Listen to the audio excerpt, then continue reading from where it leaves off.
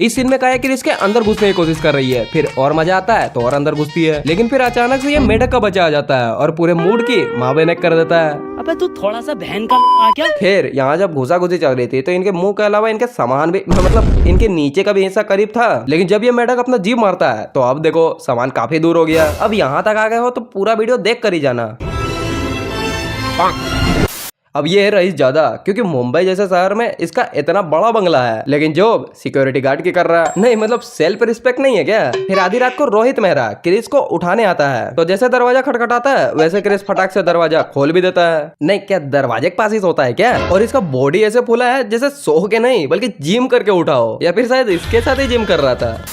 दिल्ली से मुंबई जा रहे विमान AKA 101 के आगे के पहिए जाम हो गए हैं। अभी ये कौन सी न्यूज एजेंसी है जिसके पास घटना होने से पहले ही खबर पहुंच जाती है। मतलब इसके पास खबर आई कहां से। खैर हीरो की एंट्री बढ़िया है, लेकिन साउंड थोड़ा कैजुअल है। Virat compressive strength, Ambuja cement. अब देखो अपना हीरो उड़ नहीं सकता, बस बड़ी बड़ी छलांगे मार सकता है, तो प्लेन तक पहुंचेगा कैसे। एयरटेल का एंटीना किस दिन काम आएगा, साला नेटवर्क तो ढंग से आता नहीं है। खैर कैलकुलेशन इतनी परफेक्ट होती है कि टायर तक पहुंच भी जाता है, लेकिन अगर हल्का सा मिस होता तो इंडिया का सुपर हीरो का खेल यहीं खत्म हो जाता। घंटा बजा लेकिन कोई नहीं था, फिर पीछे से प्रहार होता है। अबे हमला ही करना था तो पहले ही कर देता, छुपा छुपी वाली बकचोदी करने की क्या जरूरत थी। उसके बाद क्रिस इस मेढक के साथ रस्सी कूद खेल रहा होता है, तो देखो जहाँ रस्सी पकड़ी है उसके बाद काफी कम रस्सी है, लेकिन जब इसको पैरों से जकड़ के इसी की रस्सी इसी को पहना रहा होता है तो अब देखो लंबी हो गई, मतलब रस्सी।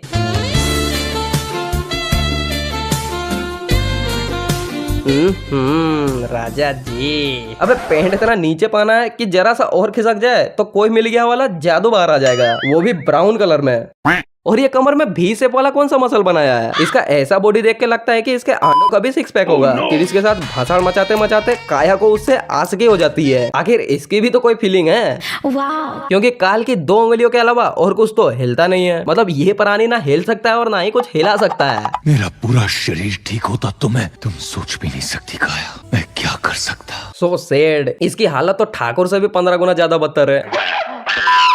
लेकिन कुछ समय बाद कुछ ऐसा होता है।